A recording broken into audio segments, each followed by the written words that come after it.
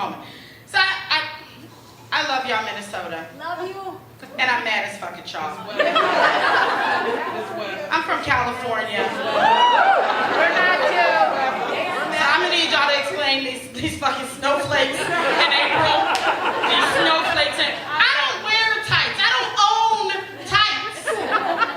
But my legs was like, bitch, if you don't cover us out here in these elements. And so I went to Walgreens to try to save my legs' life.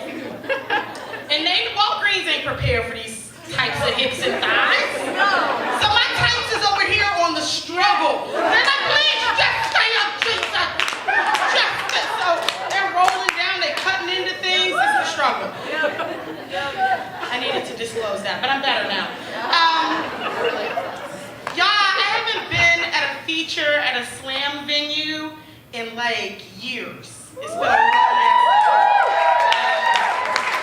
And so I'm really excited. I'm just amped as fuck to be here. I don't know if these poems is any good or not, but I'm gonna do them. And y'all keep drinking, it'll be a great time. That's the plan. Alright, so anybody who knows me or has seen me slamming over the years, I open every set the exact same way I have for literally 13 years. So I'm gonna open it the same way I always do. Is that cool? Alright, I open with a call and response because my job is to suck the energy from you and use it to fuel this little shindig we're about to do. So your job is just to be just inappropriately fucking loud. Right? Just disrespectfully loud to the people on the other side of the ball. Alright, are we ready? Yes.